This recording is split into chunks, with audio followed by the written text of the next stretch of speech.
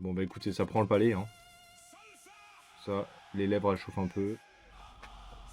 Salut tout le monde, comment ça va? Ça Del Papa, encore et toujours pour ces vidéos dégustation.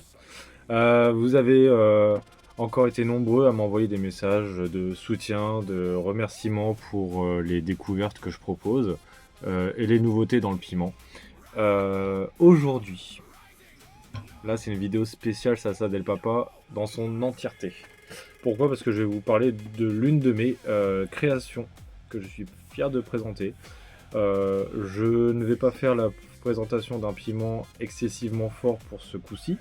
Il y en aura d'autres qui arriveront dans mes créations, mais on va y aller crescendo, hein.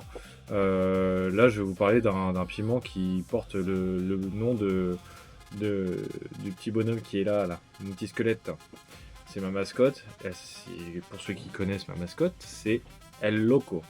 Et j'ai décidé de donner le nom à une de mes créations, voilà, El Loco. El Loco, c'est un croisement de Costa Rica orange. Donc ce sont des petites boules orange qui poussent en paquet. Pas en grappe, mais en paquet. Que j'ai croisé avec une variété de jalapeno New Mex Pumpkin. New Mex, c'est une catégorie de breed dans les jalapenos. Je vais vous le montrer tout de suite, regardez-moi ça. Voilà. On les deux. Tac. Regardez-moi ces couleurs. Donc, El Loco. Vous voyez ce format jalapeno réduit. On croirait presque un mini. Alors, jalapeno, pour ceux qui ne connaissent pas, c'est des piments qui sont plus de cette envergure, cette taille-là.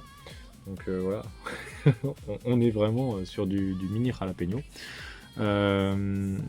C'est un peu ce que je voulais parce que mon personnage fait cet effet de petits squelettes et pas de grands squelettes. Donc je voulais pas faire quelque chose de dantesque, je voulais rester dans un format mini.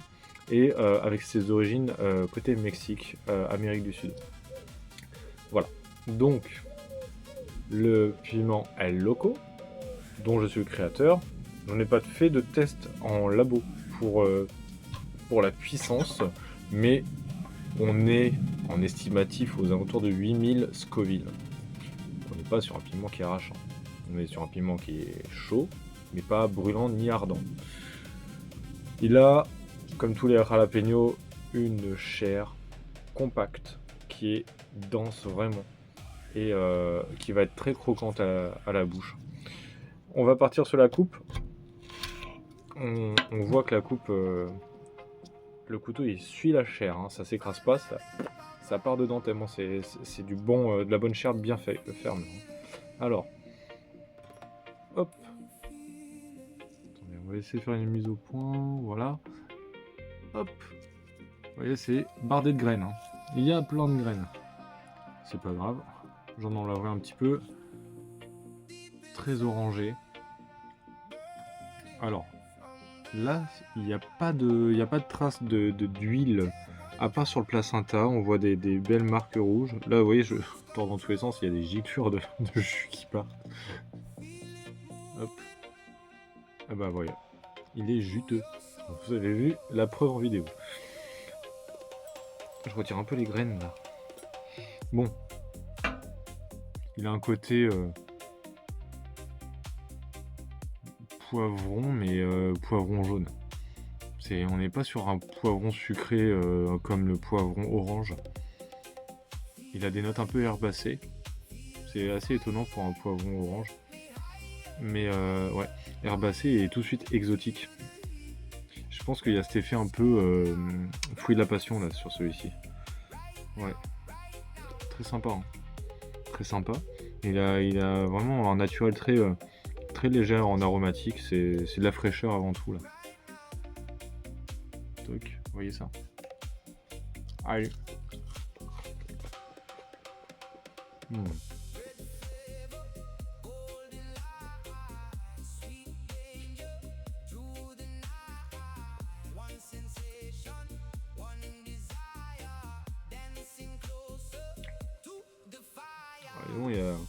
Il y a à mâcher. Hein. La peau est épaisse. Bon, c'est brûlant. Ça fait pas mal, mais ça chauffe.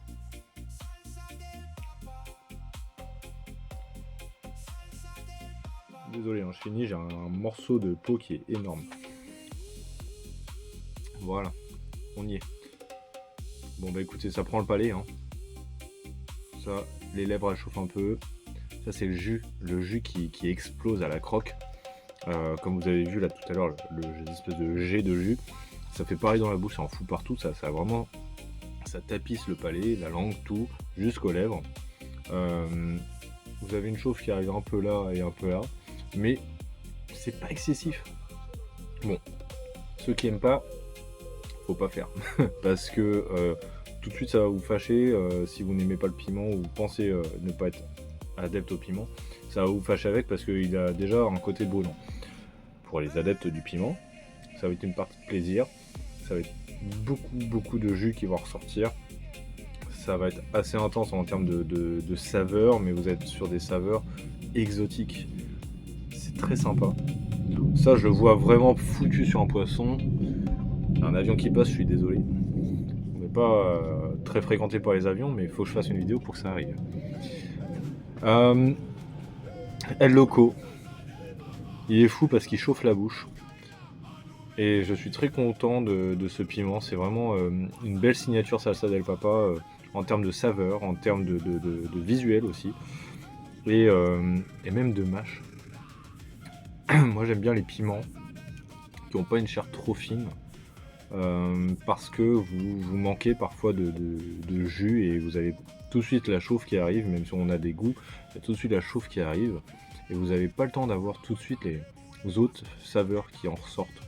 Et dans ce genre de chair, vous avez vraiment de belles saveurs qui ressortent. Évidemment, je l'aime, c'est mon piment. Mais je pense que il y en a beaucoup qui seront d'accord avec moi. Il a une bonne tenue en bouche, il a une belle mâche. Peut-être trop de graines, hein. Moi je conseille d'en enlever. Trop de graines, c'est pas agréable de manger trop de graines dans un piment. Mais non, celui-ci, je suis très content. Je vais continuer à l'élaborer, je vais continuer à le stabiliser. Mais là on est déjà sur un truc très fixé, hein, vous voyez. Il a une brillance. Et il est vraiment parfait, c'est un joli cône, tout lisse. Voilà, un grand merci à vous d'avoir suivi encore cette vidéo dégustation. On va bientôt partir sur d'autres catégories. J'en ai encore 2-3 légers à venir là dans les vidéos que je vais poster. Mais vous avez une petite surprise qui va arriver entre deux légers. Un qui va tabasser. Un indice, à vous de faire les recherches entre temps. Il porte le nom d'un monstre dans Le Seigneur des Anneaux. Un monstre de la partie Sauron. Je suis pas un adepte des Seigneurs des Anneaux, hein, je me suis renseigné d'où venait ce nom. Parce que je suis pas un grand fan des Seigneurs des Anneaux, mais du coup pour ceux qui ont des références à ce film là, et c'est un des monstres qui se situe dans la partie de l'œil de Sauron, voilà, donc c'est un peu dans les ténèbres quoi. Quand vous verrez Piment, il porte bien son nom, c'est vraiment les ténèbres. Bisous à tous.